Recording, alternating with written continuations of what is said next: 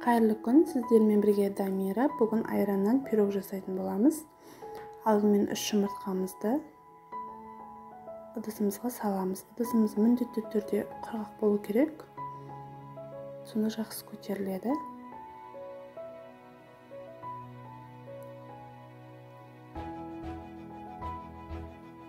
Осыны жақсылап қозғап аламыз. Мен қазір пешімді қыздырып қойдым. Менде 1 стакан қантымды салдым. Әрине қантымызды 200 грамм шығады менде. Міне, оны да аппақ етіп миксерлеп алдым. Енді айранымызды саламыз. Тағы да миксерлейміз.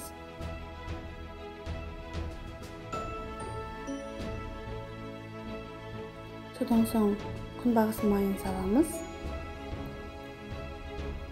Күнбағыс майы менде жарты кесе. Міне осындай стаканнан 2 стакан ұн салдым. Одан артық қоспаңыздар.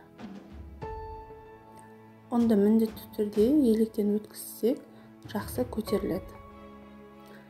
Оған разрыхлителімізді салып, оны да тағы електен өткіземіз.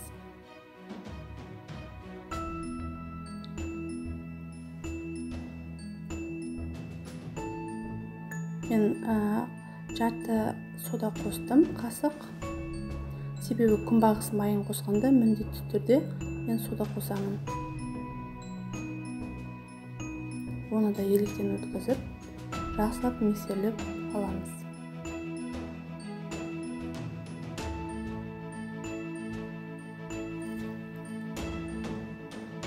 Өте оңай, тоңазытқышта бар ингредиенттермен жасалынады.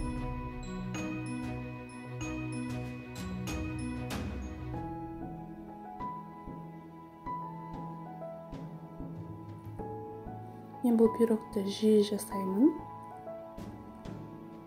Тіпті аптасына 1 рет жасаймын.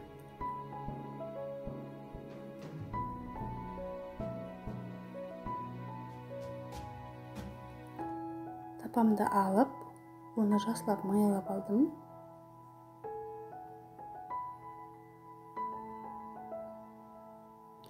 Қандай тапа болса да маңызды емес.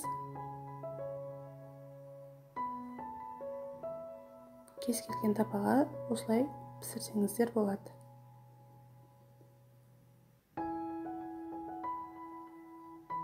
Осыны қызып тұрған пешімізге 170 градуста саламыз.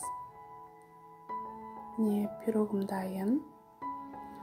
Керемет болып көтерілді. Қазір менде өте ыстық болып тұр.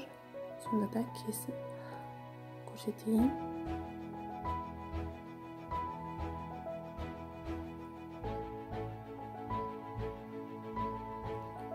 Пирогымыз білдек жұмсақ болып пісті.